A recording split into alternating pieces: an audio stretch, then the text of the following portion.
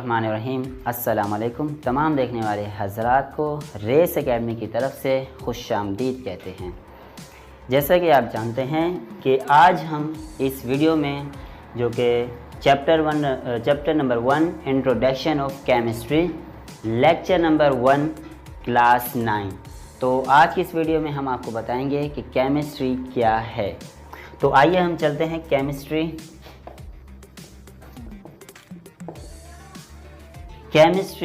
की आपको मैं सिंपल डेफिनेशन बताता चलूँ कि chemistry is a branch of science that deal with the study structure composition of matter is called chemistry. ये हुई सिंपल ब्रांच केमिस्ट्री की। जैसे कि मैंने डेफिनेशन में आपको बताया कि केमिस्ट्री साइंस की एक ब्रांच है। कौन सी ब्रांच? ऐसी ब्रांच जो कि मैटर की properties structure and composition of matter, इसके बारे में मुताल्लक़ किया जाता है। इसको हम कहते हैं केमिस्ट्री। तो आपको केमिस्ट्री की डेफिनेशंस तो मालूम हो गई होगी। आपको मैं ये बताता चलूँ कि मैटर क्या है। मैटर का मैं आपको बताता चलूँ कि जैसे कि आप देख रहे हैं कि मेरे हाथ में एक मार्कर है। तो मैटर क्या है कि which occupies space and volume is called matter. आप यहाँ देख रहे हैं कि ये एक बोर्ड पे मार्कर है। आपको दिख रहा होगा कि इसने जगह भी घेरी भी है और इसका एक वज़न भी है। तो इसको हम कहते हैं मैटर। उसकी जो स्ट्रक्चर है और इसकी जो कॉम्पोजिशन है, बनाने का जो तरीका है, उसको हम कहते हैं केमिस्ट्री। तो आखिर में आपको मैं केमिस्ट्री की डेफिनेशन दिखवाता चलूँ। आप लोग अगर नोट करना चाहें तो आप नोट कर सकते हैं।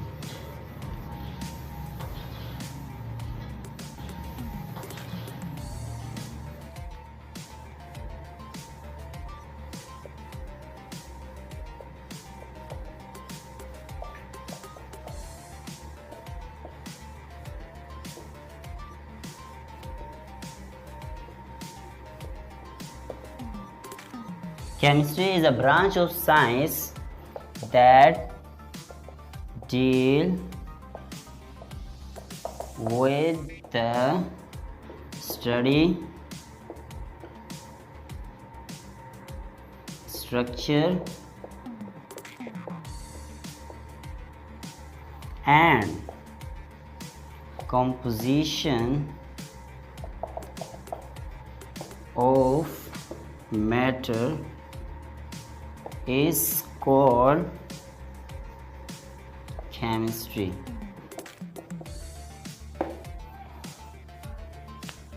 तो ये है केमिस्ट्री एक डेफिनेशन जो कि आपको स्टार्ट में मैं बता चुका हूँ। अगर आप नोट करना चाहें तो ये नोट कर सकते हैं।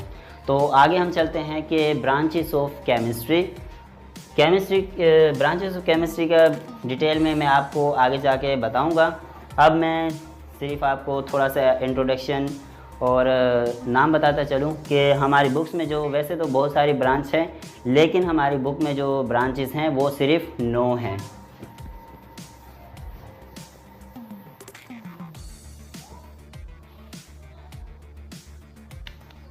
सबसे पहली ब्रांच है फिज़िकल केमिस्ट्री।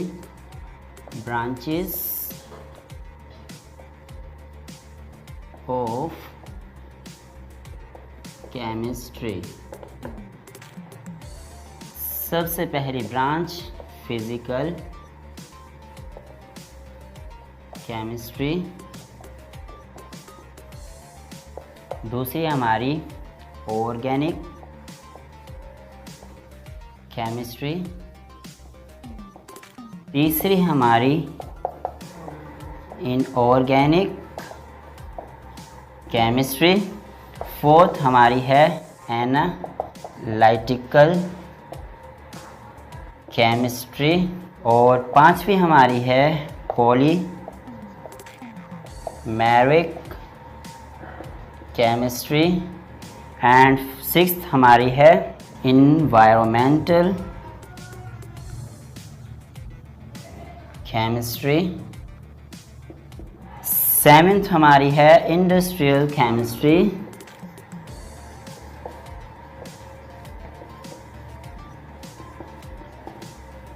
और आठवीं हमारी है बायो केमिस्ट्री। एंड नौवीं ब्रांच है हमारी न्यूक्लियर केमिस्ट्री।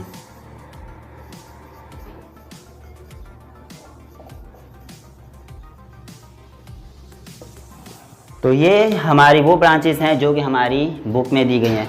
तो इंशाल्लाह आपको मैं अगली वीडियो में इन पूरी ब्रांचेस के बारे में आपको बताऊंगा कि ये physical chemistry, organic chemistry, inorganic chemistry, analytical chemistry, polymeric chemistry, environmental chemistry, industrial chemistry, bio chemistry and nuclear chemistry के बारे में आपको बताऊंगा। जिस तरह से मैंने आपको केमिस्ट्री के बारे में बताया है, इंशाल्लाह हमारी पूरी कोशिश होगी कि इसी तरह से हम के ब्रांचेस ऑफ केमिस्ट्री के बारे में आपको समझाएं। Thank you. Best of luck.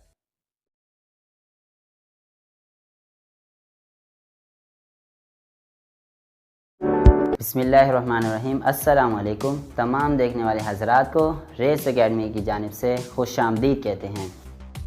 जैसा कि आप जानते हैं, लेक्चर नंबर 1 में हमने डिस्कस किया था कि व्हाट इज़ केमिस्ट्री, केमिस्ट्री क्या है।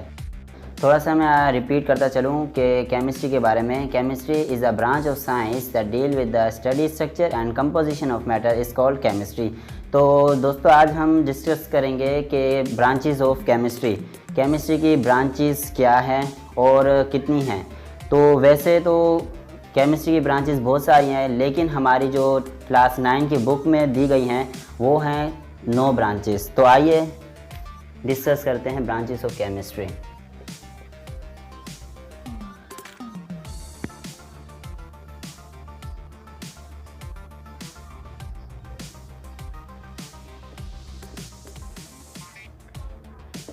ये हैं, सबसे पहली जो हमारी ब्रांच है वो है physical chemistry.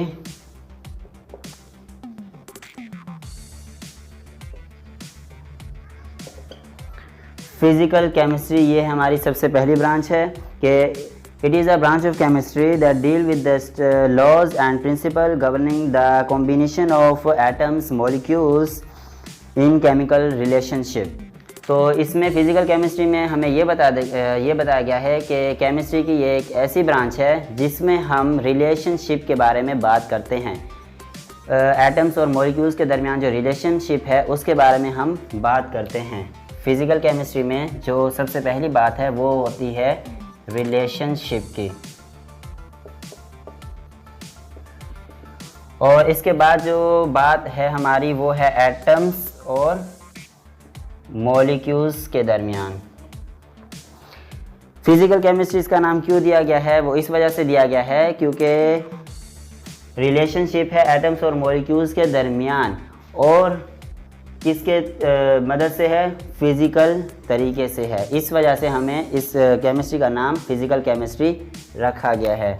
Rules laws of physical.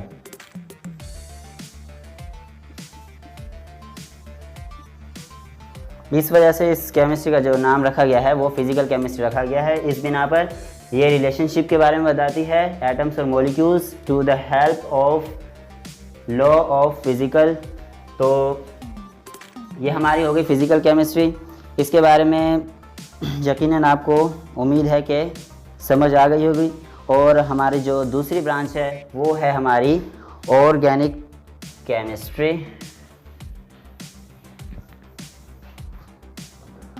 Organic chemistry ये हमारी है दूसरी ब्रांच।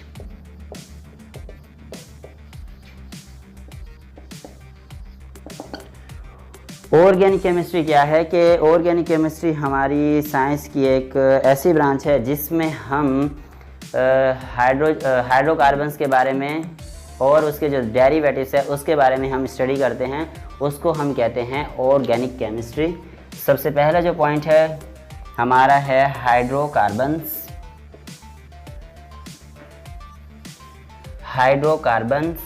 एंड जो दूसरा पॉइंट है हमारा वो हम करते हैं डेरिवेटिव। तो ये हमारा है हाइड्रोकार्बन्स और इसके जो डेरिवेटिव्स हैं उसके बारे में। तो हाइड्रोकार्बन से मैं आपको बताता चलूँ कि हाइड्रो और कार्बन, एक हमारा हाइड्रोजन है और दूसरा हमारा क्या है, कार्बन है। और इसकी जो हमारे रिलेशनशिप होते हैं या इसके जो कंपाउंड्स होते हैं उसके बारे में हम स्टडी करते हैं, उसको हम कहते हैं ऑर्गेनिक केमिस्ट्री। ऑर्गेनिक केमिस्ट्री का दुनिया में सबसे बड़ा रोल प्ले है, क्योंकि जितनी भी हैं सबसे ज़्यादा जो चीज़ें बन रही हैं आजकल वो ऑर्गेनिक केमिस्ट्री में इस्तेमाल हो रही हैं। तो हाइड्रोकार्बन्स जो है हमारी वो मेन रोल प्ले अदा कर रही है। तो आपको मैं टू द शॉर्ट पॉइंट अगर बात करूं ऑर्गेनिक केमिस्ट्री की, तो वो हम ये कहेंगे कि it is a branch of science that deal with the study of hydrocarbons is and their derivatives is called organic chemistry. तो ये हमारी ऑर्गेनिक केमिस्ट्री है।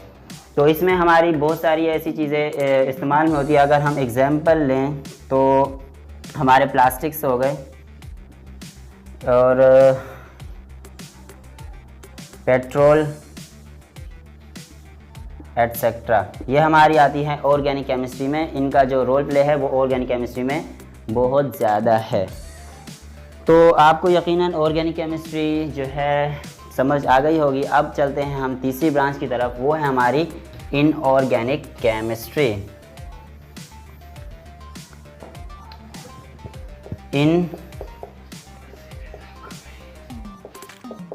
इनऑर्गेनिक केमिस्ट्री, तो ये हमारी तीसरी ब्रांच है इनऑर्गेनिक केमिस्ट्री। तो आपको इससे पहले मैंने जो समझाई है ऑर्गेनिक केमिस्ट्री, अगर वो आप लोग को अच्छी तरह से समझ में आ गई है तो ये आपको उससे भी ज़्यादा अच्छी तरह से समझ में आ जाएगी इंशाल्लाह, क्योंकि इसमें हम स्टडी करते हैं हाइड्रोकार्बन्स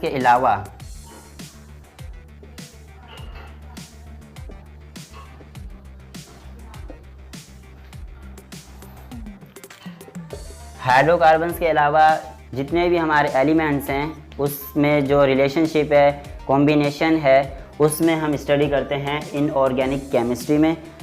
हम ये बात कर सकते हैं कि it is a branch of chemistry that deal with the chemistry of elements and there compound generally contain from non living organism that is from minerals. अगर हम एग्जांपल में बात करें तो हम इसमें आते हैं मिनरल्स।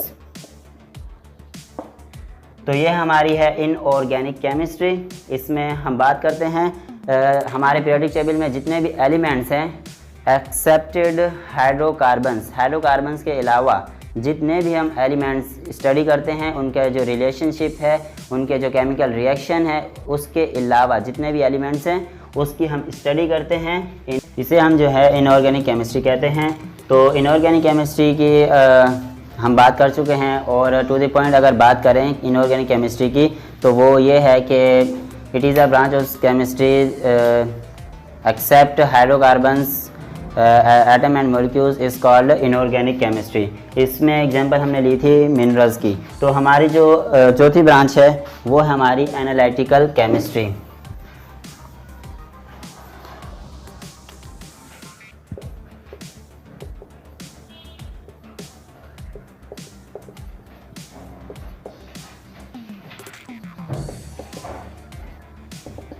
तो ये हमारी है एनालिटिकल केमिस्ट्री। एनालिटिकल केमिस्ट्री से हमें ये वाज़ेह हो रहा है कि एनालिसिस, इसमें हम जो बात करते हैं वो एनालिसिस की बात करते हैं कि जैसे कि it is a branch of chemistry that deal with the study of the methods and techniques involved to determine the kind, quality and quantity of various component in a given substance. इसमें हम जो है analysis की बात करते हैं हमारे जितने भी कंपाउंड्स हैं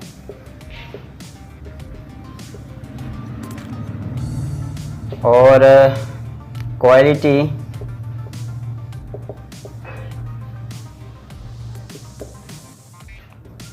क्वांटिटी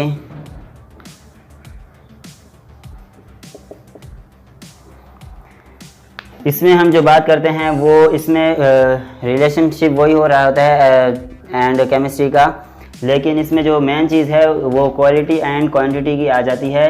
इसमें हमें ये एनालिसिस करना पड़ता है कि ये किस क्वालिटी की है, किस मेयार की है और इसमें कितनी क्वांटिटी रखी गई है।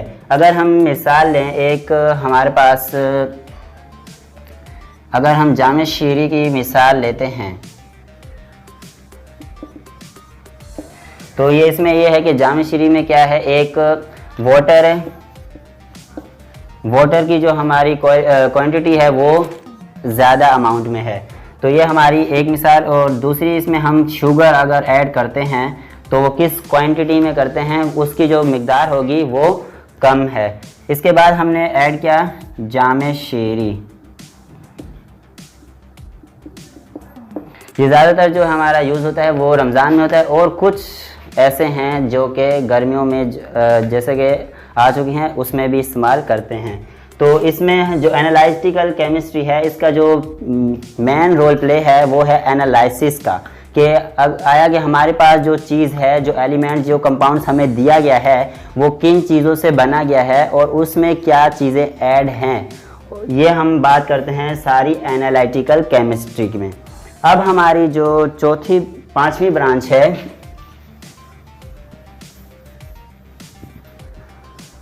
पांचवी जो हमारी ब्रांच है वो है बायोकेमिस्ट्री।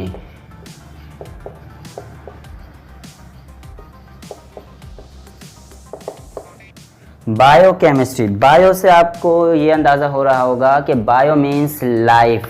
इसमें जो हम बात करते हैं लिविंग थिंग्स में जो रिएक्शन हो रहे होते हैं उसमें जो हम स्टडी करते हैं वो बायोकेमिस्ट्री में स्टडी करते हैं।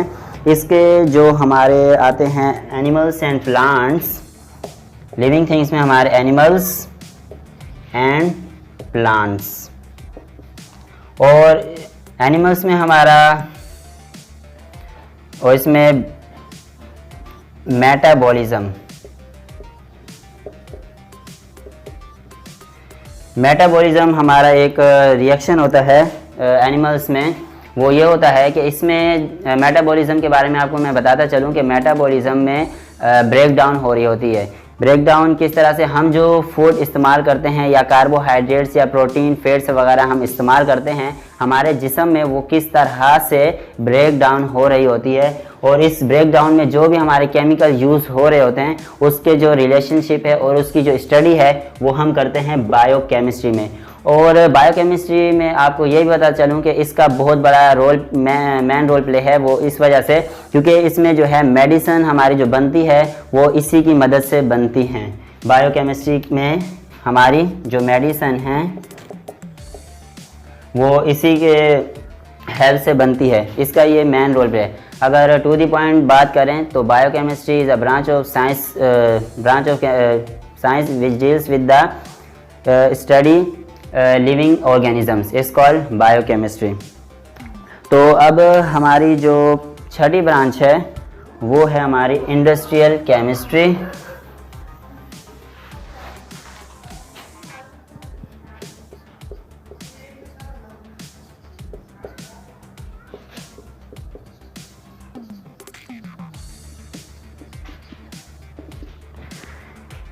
ये हमारी छठी ब्रांच है इंडस्ट्रियल केमिस्ट्री। इंडस्ट्रियल केमिस्ट्री, इससे आपको ये अंदाज़ा हो गया कि इंडस्ट्रियल ये है हमारा इंडस्ट्री। इंडस्ट्री में हमारी जितनी भी चीज़ें आ रही हैं वो हमारी इंडस्ट्रियल केमिस्ट्री में स्टडी करते हैं। हम जो चीज़ें इस्तेमाल कर रहे हैं लाइक फूड एंड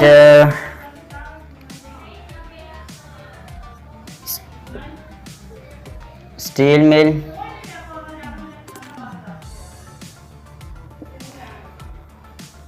खाने से लेके जितनी भी हम रोज़मर्रा की ज़िंदगी में जो चीज़ें इस्तेमाल कर रहे हैं वो हमारी इंडस्ट्रियल केमिस्ट्री में इस्तेमाल होती है। इंडस्ट्रियल केमिस्ट्री इसका नाम इस वजह से रखा गया कि इंडस्ट्री में हमारे जो भी केमिकल्स रोल प्ले अदा कर रहे हैं इन चीज़ों को बनाने में, इस वजह से इसका नाम जो है इंडस्ट्रियल केमिस्ट्री रखा गया है। तो अब आते हैं हम सातवीं ब्रांच की तरफ, न्यूक्लियर केमिस्ट्री।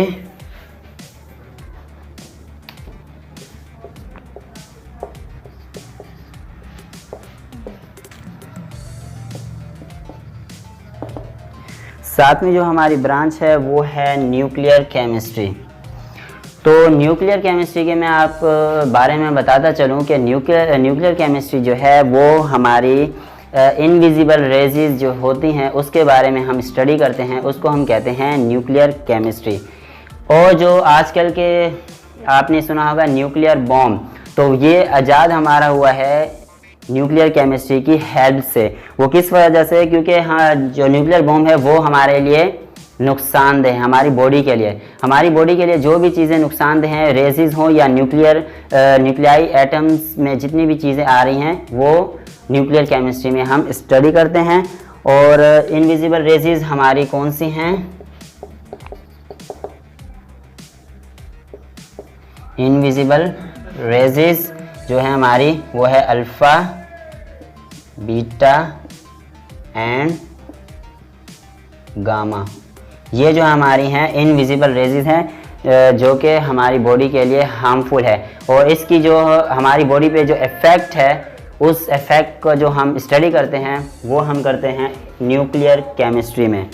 तो अब हम चलते हैं 8वीं ब्रांच की तरफ जो कि एनवायरमेंटल केमिस्ट्री है।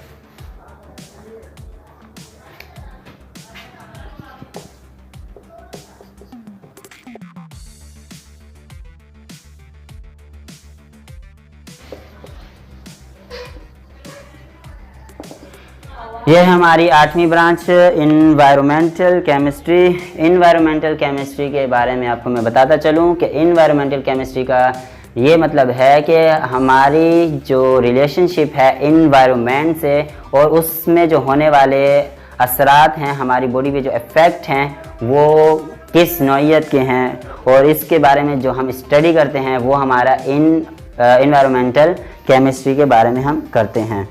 जैसे कि सबसे पहला जो है पॉल्यूशन,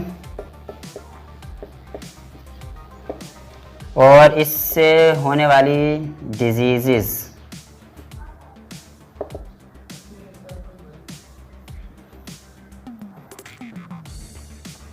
एनवायरमेंटल केमिस्ट्री में जो हमारे पॉल्यूशन है और इससे जो हमें इफ़ेक्ट होता है, और इससे इफ़ेक्ट क्या होता है कि हम जो है बीमार हो जाते हैं और इसके बीमारी में हम मुब्तला हो जाते हैं। उसका जो इफ़ेक्ट है वो हम स्टडी करते हैं एनवायरमेंटल केमिस्ट्री। एनवायरमेंटल केमिस्ट्री इस वजह से रखा गया क्योंकि जो हमारा रिलेशनशिप है वो एनवायरनमेंट से है। तो अब हम डिस्कस करने जा रहे हैं आखिरी ब्रांच जो कि हमारा लेक्चर के लास्ट टॉपिक है, वो है हमारी पॉलीमेरिक केमिस्ट्री।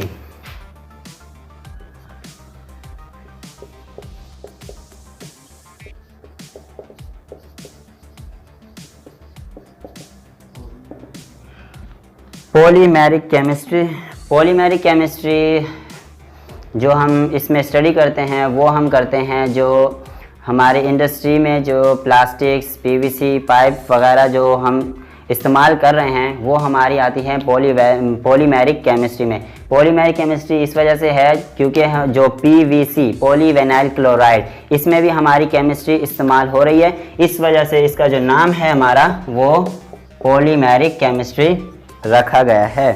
तो इसमें हमारे पॉलीमेरिक केमिस्ट्री में जो प्लास्टिक्स आ जाते हैं, सिंथेटिक फाइबर्स आ जाते हैं और पेपर्स आ जाते हैं। प्लास्टिक, फाइबर्स और जो पेपर्स एटसेट्रा, ये हमारे सब आते हैं किसमें? पॉलीमेरिक केमिस्ट्री में। तो दोस्तों आज का लेक्चर हमारा हुआ कंप्लीट। तो इंशाल्लाह उम्मीद है कि आप लोगों को जो ब्रांचेस ऑफ केमिस्ट्री है वो यकीनन समझ में आ गई होंगी।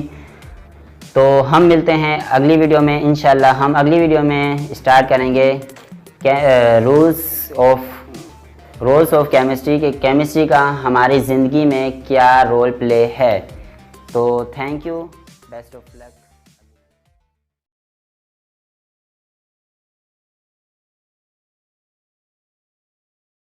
बिस्मिल्लाहिर्रहमानिर्रहीम। अस्सलाम वालेकुम। तमाम देखने वाले हाज़रीन को रेस एकेडमी की जानिब से खुश आमदीद कहते हैं। तो दोस्तों आज की जो वीडियो का हमारा लेक्चर है वो है लेक्चर नंबर 3। इससे पहले हमने जो लेक्चर दिया था पिछली वीडियो में वो था लेक्चर नंबर 2। उसमें हमने डिस्कस किया था कि ब्रांचेस ऑफ केमिस्ट्री। तो आज हम डिस्कस करने जा रहे हैं importance of chemistry in the society, कि सोसाइटी में हमारा जो केमिस्ट्री है उसका क्या अहम किरदार है। तो आइए चलते हैं।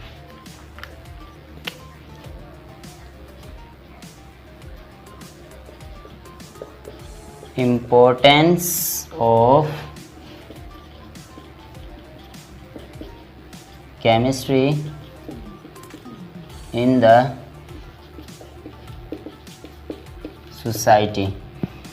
तो केमिस्ट्री का जो अहम किरदार है सोसाइटी में वो ये है, सबसे पहला जो है importance of chlorine for making plastics. ये जो है आपने देखा होगा कि अक्सर जो घरों में हम पीवीसी प्लास्टिक पाइप यूज़ कर रहे हैं, वो जो हम अक्सर आपने देखा होगा कि हम घरों में पीवीसी प्लास्टिक पाइप इस्तेमाल कर रहे होते हैं। तो जो पीवीसी प्लास्टिक पाइप जो है ये हमारे सोसाइटी में एक अहम किरदार है, एक हेल्प है। इसमें ये है कि ये जो पीवीसी प्लास्टिक पाइप है वो हमारे क्लोरीन की मदद से ही बनते हैं, ये सबसे अहम किरदार है। उसके बाद हमारा आता है दूसरा पॉइंट। दूसरा जो हमारा पॉइंट है वो है इम्पोर्टेंस ऑफ क्लोरीन कंपाउंड्स। दूसरा अहम किरदार ये है कि आपने देखा होगा कि क्लोरीन से बहुत से ऐसे कंपाउंड्स बनते हैं जो कि हम डेली लाइफ में इस्तेमाल कर रहे होते हैं। तो सबसे पहले जो कंपाउंड की बात करेंगे हम वो है हमारा ब्लीचिंग एजेंट।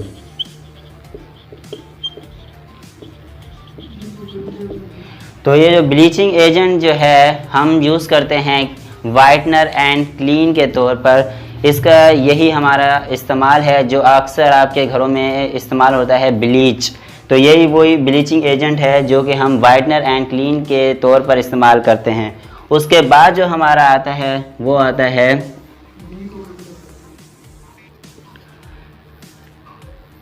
दूसरा डिसइंफेक्टेंट्स।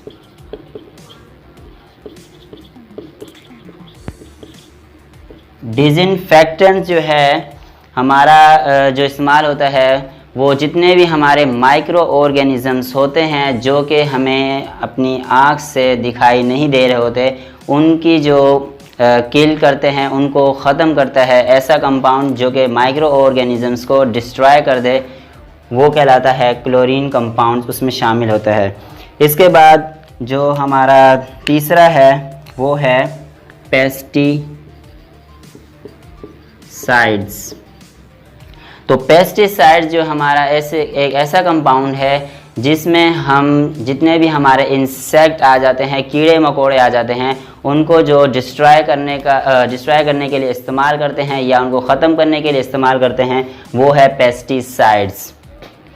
इसके बाद हमारा आता है चौथा, वो है हमारा रेफ्रिजरेटर।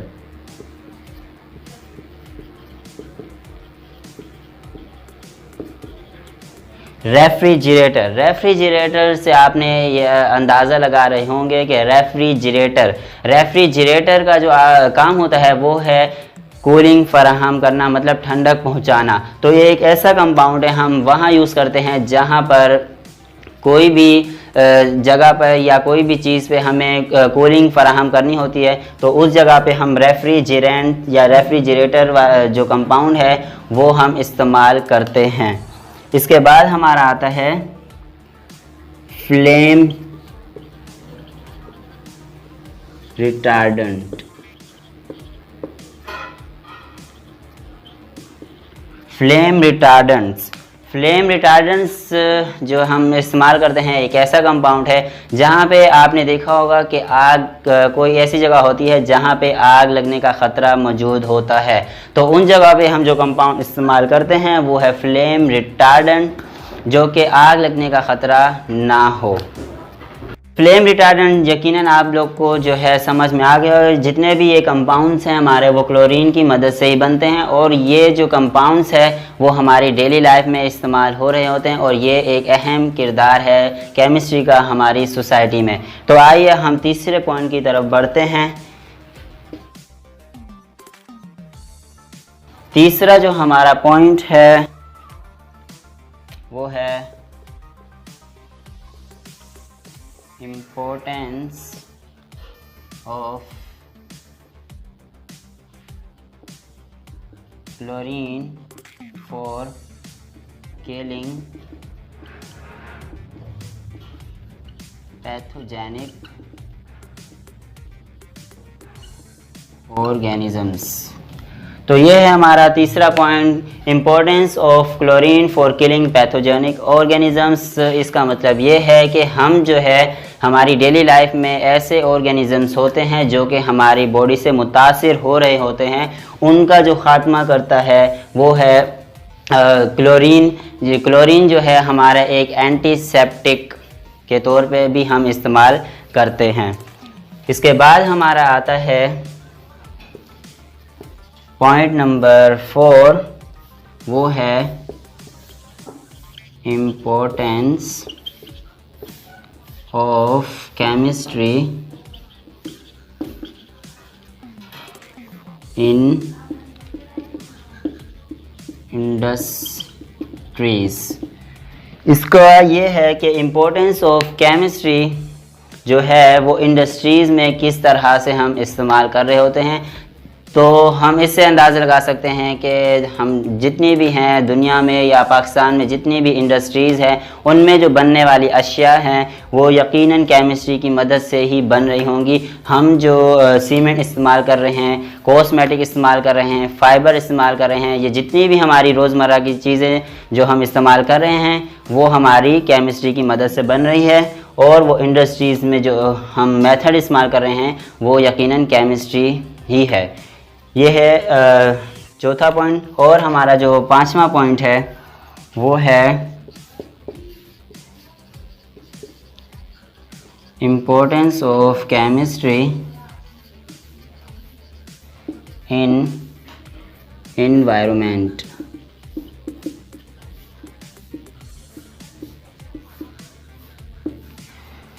तो ये है हमारा पांचवा पॉइंट जो कि इम्पोर्टेंस ऑफ केमिस्ट्री इन्वायरमेंट।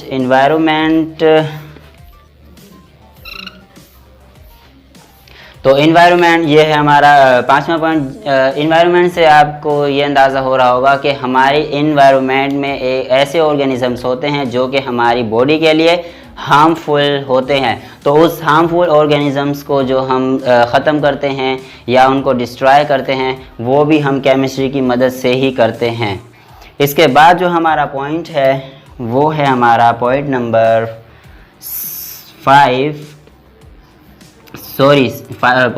6, वो है importance of chemistry in medicine.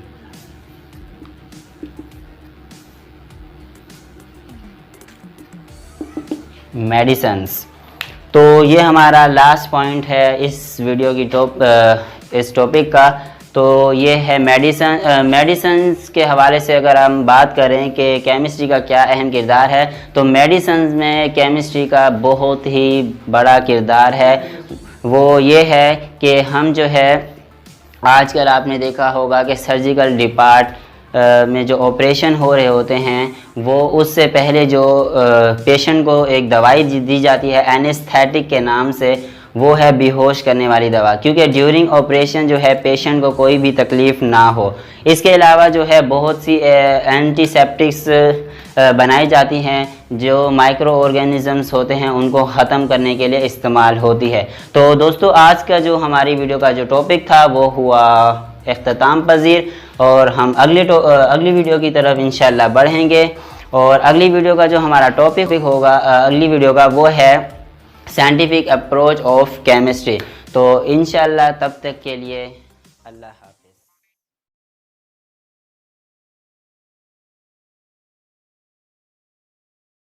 बिस्मिल्लाहिर्रहमानिर्रहीम। अस्सलाम वालेकुम। तमाम देखने वाले हाज़रीन को रेस एकेडमी की जानिब से खुश आमदीद कहते हैं। तो दोस्तों, आज की जो वीडियो का लेक्चर है वो हमारा है लेक्चर नंबर 4। इसमें हम डिस्कस करने जा रहे हैं scientific approach in chemistry. Scientific approach in chemistry होता क्या है? तो आपको मैं बताता चलूँ कि कोई भी साइंटिस्ट जो कि अपना लॉ पेश करने जाता है तो उससे पहले जो ऐसे मेथड, ऐसे रूल्स होते हैं उन पे अमल करना लाजमी होता है। तो चलिए हम डिस्कस करते हैं। सबसे पहले जो रूल्स है वो हमारा है ऑब्ज़र्वेशन।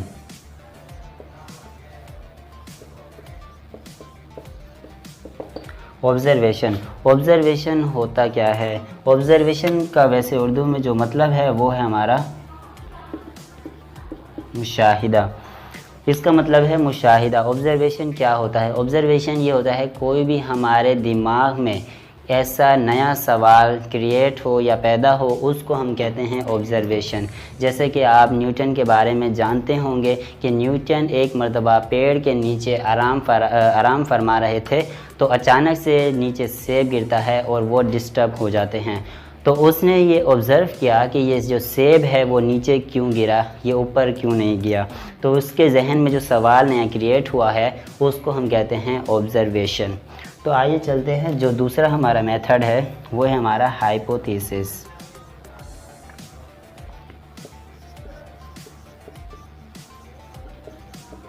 हाइपोथेसिस वैसे इसका जो उर्दू में मतलब है वो है हमारा मफरूज़ा। इसको हम कहते हैं मफरूज़ा। मफरूज़ा क्या होता है?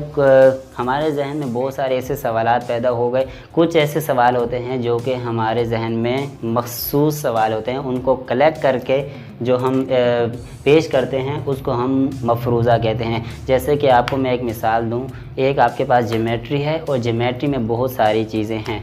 तो उस ज्योमेट्री से आप कोई मखसूस चीज़ें जो आपको काम में आ रही हैं उसको कलेक्ट करना, वो हमारा कहलाता है मफरूज़ा। ठीक है, उसके बाद हम चलते हैं तीसरे स्टेप की तरफ। ये हमारा कहलाता है एक्सपेरिमेंट। एक्सपेरिमेंट का मतलब होता है तजुर्बा। तजुर्बा कि हमने जो मुशाहिदा किया है मफरूज़ा, उसके बाद जो हमने ये चीज़ें कलेक्ट करने के बाद उसको परफॉर्म करना पड़ता है। जो हम परफॉर्म करते हैं उसको हम कहते हैं एक्सपेरिमेंट, यानी कि तजुर्बा कहलाता है। इसके बाद हम डिस्कस करेंगे वो है हमारा थ्योरी। इसको अगर उर्दू में इसका मतलब निकालें तो हमारा ये कहलाता है नज़रिया। ये हमारा है नज़रिया। तो हमने मुशाहिदा, मफरूज़ा, तजुर्बा, ये तीनों चीज़ें जो हमने डिस्कस की हैं, इसका अगर हम रिटर्न करेंगे या इसको हम लिखेंगे तो वो हमारा इस्तेमाल होगा थ्योरी में, वो नज़रिया कहलाएगा। इसको हम थ्योरी कहते हैं। ठीक है, इसके बाद जो हमारा आखिरी है वो है हमारा साइंटिफिक लॉ। साइंटिफिक लॉ को हम कहते हैं साइंसी कानून। साइंसी कानून। तो साइंसी कानून क्या होता है कि इसमें एक कमेटी बैठती है, बहुत सारे साइंटिस्ट होते हैं। जितने भी आपने ये परफॉर्मेंस की हैं चीज़ें, इन चीज़ों का जो साइंटिस्ट डिस्कस करते हैं या इन चीज़ों के बारे में जजमेंट कर रहे होते हैं, अगर उन्होंने साइंटिस्ट ने कहा कि ये चीज़ें जो आपने की हैं ये बिल्कुल सही हैं, तो वो एक लॉ की शक्ल अख्तियार कर लेता है। तो आपको ये बताते चलूँ, कुछ ऐसे बहुत सारे ऐसे साइंटिस्ट गुजरे हैं जिसका आज तक लॉ नहीं बन पाया। तो क्यों? जैसे एटॉमिक मॉडल थ्योरी जो है वो आज तक सिर्फ थ्योरी ही रही है, वो लॉ नहीं बन पाई। वो लॉ क्यों नहीं बन पाई? क्योंकि बहुत सारे जो साइंटिस्ट हैं उन्होंने एक्सेप्ट नहीं किया, इस वजह से वो लॉ की शक्ल में अख्तियार नहीं हुई। तो इसी तरह से हमारा जो आज का जो टॉपिक है साइंटिफिक अप्रोच इन केमिस्ट्री, वो हुआ कंप्लीट। तो इंशाल्लाह यकीनन उम्मीद है आप लोगों को समझ में आ गया होगा। तो इंशाल्लाह हम मिलेंगे अगली वीडियो में, तब तक के लिए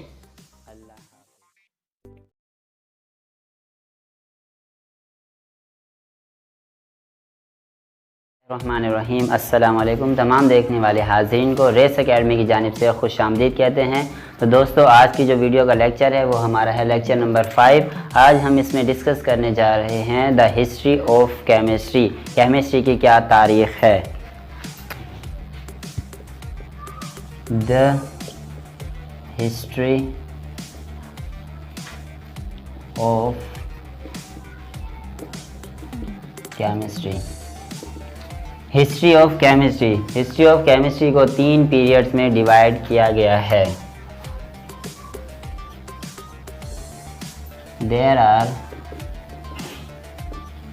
divided into 3 periods.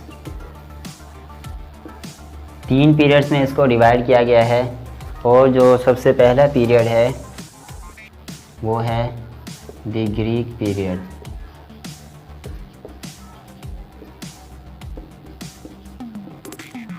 The Greek period और जो दूसरा पीरियड है द मुस्लिम पीरियड और जो तीसरा पीरियड है द मॉडर्न पीरियड। ये 3 पीरियड में इसको डिवाइड किया गया है। तो बारी बारी हम इन पीरियड में जितने भी साइंटिस्ट हैं उनके बारे में स्टडी करेंगे। सबसे पहले जो हम स्टडी करेंगे द ग्रीक पीरियड।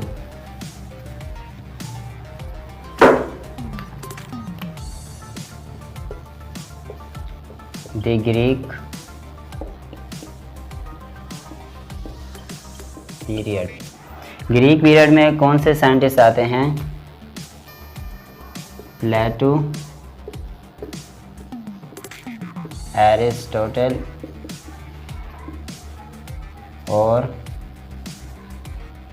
डेमोक्राइटस। ये हमारा ग्रीक पीरियड्स के साइंटिस्ट हैं। इन्होंने किस चीज़ पे प्लेटो के बारे में आपको मैं बताता चलूँ।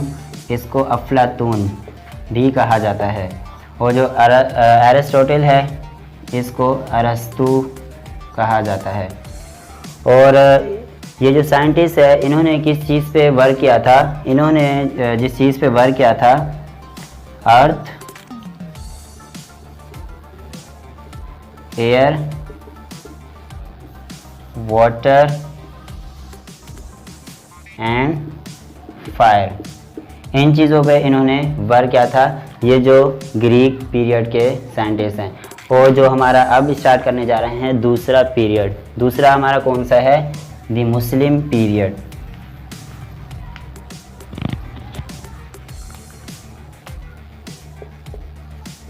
The Muslim period. Muslim period में सबसे पहले जो हमारे साइंटिस्ट आते हैं वो है जाबिर इब्ने हयान। जाबिर बिन हयान मुस्लिम पीरियड के पहले साइंटिस्ट है। जाबिर बिन हयान के बारे में मैं आपको बताता चलूँ कि जाबिर बिन हयान को फादर ऑफ अलकेमी कहा जाता है। Father of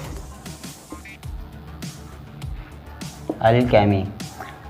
Jabir bin Hayyan को फादर ऑफ अलकेमी कहा जाता है। और इसे फादर ऑफ अलकेमी क्यों कहा जाता है, क्योंकि आपने एक मारूफ हस्ती के बारे में सुना होगा, हज़रत इमाम जाफ़र सादिक के बारे में। तो जाबिर बिन हयान उनके जो है मारूफ शागिर्द रह चुके हैं। इसके बाद जो हमारे आते हैं अल राज़ी।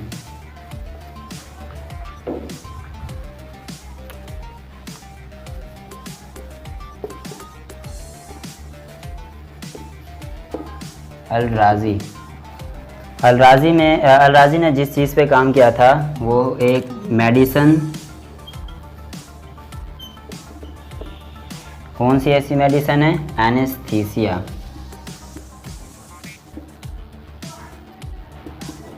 एनेस्थीसिया एक मेडिसन है जिसने अल राज़ी ने इस पे वर्क किया था।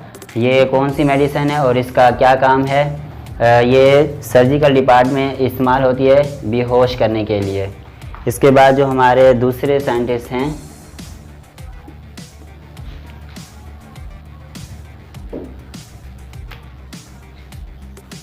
अलबैरूनी। अलबैरूनी जो हमारे हैं, उन्होंने डेंसिटी के बारे में बताया था। इन्होंने कहा था कि जितनी भी चीज़ें हैं दुनिया में, उन सब की अलग अलग डेंसिटी मौजूद है। इन्होंने डेंसिटीज़ के बारे में बताया था।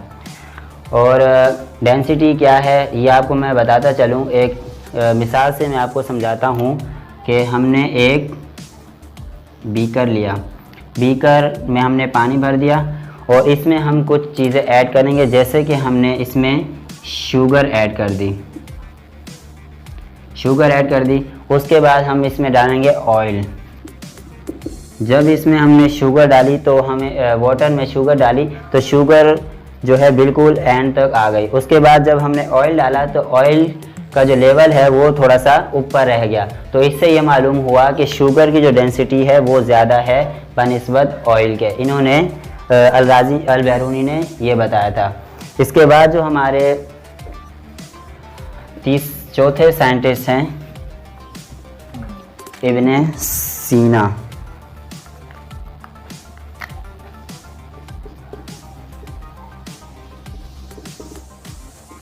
इब्ने सीना ने जो है मेडिसिन्स पे काम किया था।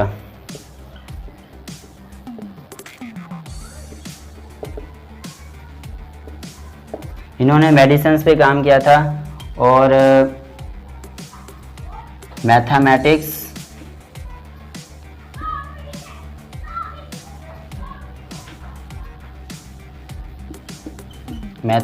पे,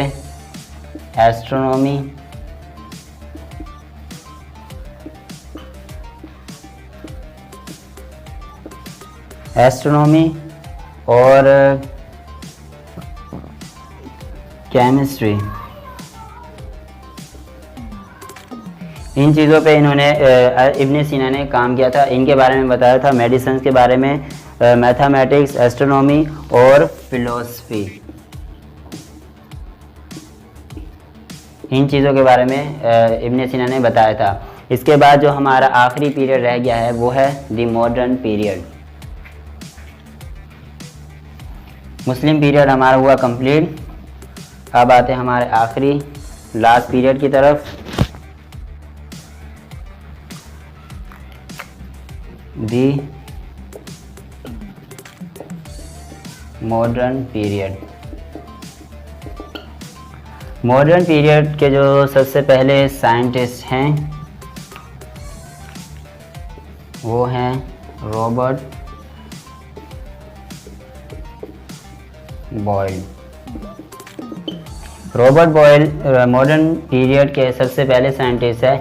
जो मॉडर्न केमिस्ट्री है, मॉडर्न केमिस्ट्री की जो फादर हैं वो रॉबर्ट बॉयल को कहा जाता है, father of modern chemistry. Father of modern chemistry Robert Boyle को कहा जाता है। इसके बाद जो हमारे दूसरे साइंटिस्ट हैं वो है जे ब्लैक। जे ब्लैक ने क्या किया था? जे ब्लैक ने जो कार्बन डाइऑक्साइड गैस है इसके बारे में मुतारिफ करवाया था। इसके बाद जो हमारे तीसरे साइंटिस्ट हैं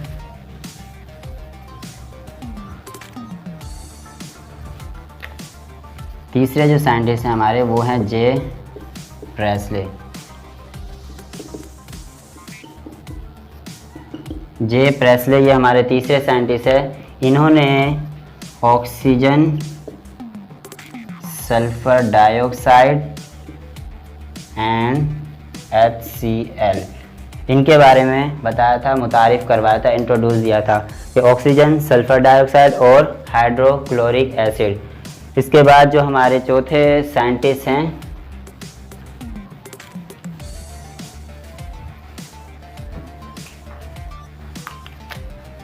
जॉन डाल्टन।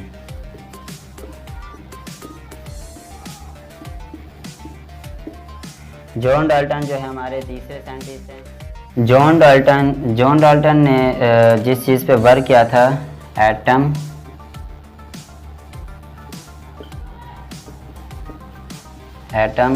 मॉलिक्यूल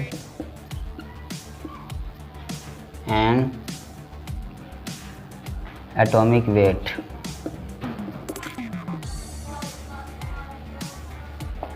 इनके बारे में जॉन डाल्टन ने बताया था। इसके बाद जो हमारे दूसरे साइंटिस्ट आते हैं वो हैं बर्ज़ीलियस।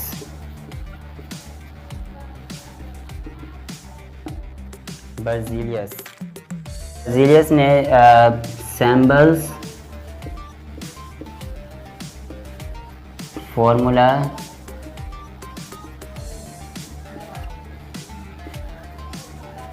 और केमिकल इक्वेशन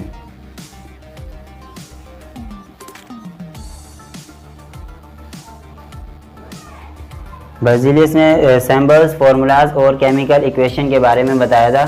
सैम्बल्स जो जैसे कि ऑक्सीजन है, ऑक्सीजन का सैम्बल O है, ये बर्ज़ीलियस ने बताया था। और फार्मूलाज के बारे में और जो केमिकल इक्वेशन जो रिएक्शन करके जो बन रही है उसके बारे में इन्होंने बताया था। इसके बाद जो हमारे साइंटिस्ट हैं वो है मेंडलीव।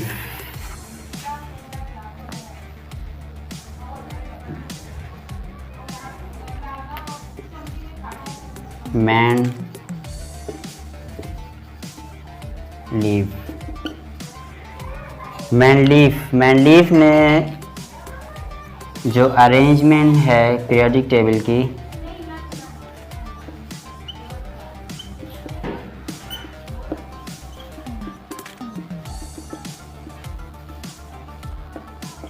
मेंडलीव ने पीरियोडिक टेबल की जो अरेंजमेंट है वो इन्होंने बताई थी।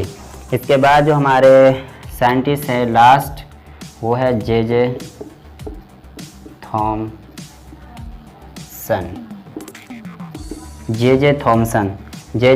ने क्या किया था? जे थॉमसन ने जो है स्ट्रक्चर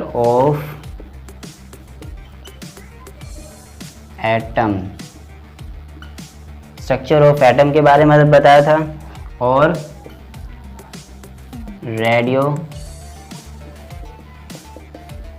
एक्टिविटी के बारे में इन्होंने बताया था। जे थॉमसन ने स्ट्रक्चर ऑफ एटम और रेडियो एक्टिविटी के बारे में बताया था। तो हमारा जो हिस्ट्री ऑफ केमिस्ट्री का जो आज का जो टॉपिक था वो हुआ कंप्लीट। तो यकीनन उम्मीद है आप लोगों को समझ में आ गया होगा। तो मिलते हैं अगली वीडियो में, तब तक के लिए अल्लाह।